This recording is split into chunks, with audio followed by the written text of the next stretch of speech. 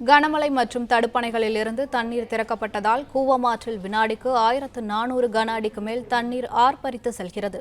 இதுகுறித்த கூடுதல் விவரங்களை எமது செய்தியாளர் விக்னேஷ் வழங்க கேட்கலாம். வணக்கம் விக்னேஷ், விவரங்கள் என்ன?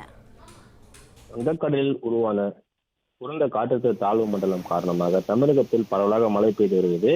கனமழை எச்சரிக்கை காரணமாக கூவமாற்றில் ஆவடி மற்றும் புதுச்சத்திரத்தில் உள்ள தடுப்பணையிலிருந்து 1400 கன அடி நீர் திறக்கப்பட்டு வருகிறது.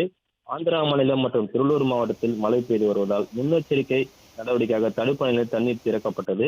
கூவமாற்றில் திறக்கப்படும் 250 கன அடி நீர் தண்ணீரோடு 1400 கன அடி நீர் திறந்து வருகிறது. திருவள்ளூர் மாவட்டத்தில் அடுத்த சில தினங்களுக்கு கனமழை மிக கனமழை பெய்ய இருப்பதாக வானிலை ஆய்வு மையம் தெரிவித்துள்ளது.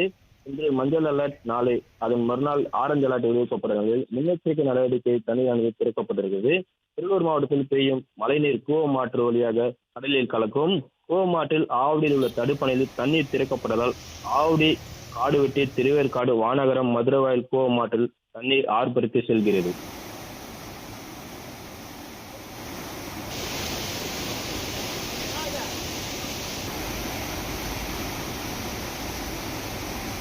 பிளே ஸ்டோர் மற்றும் ஆப் ஸ்டோரில் இருந்து பாலிமர் செயலியை QR கோடு மூலம் பதிவிறக்கம் செய்யுங்கள்.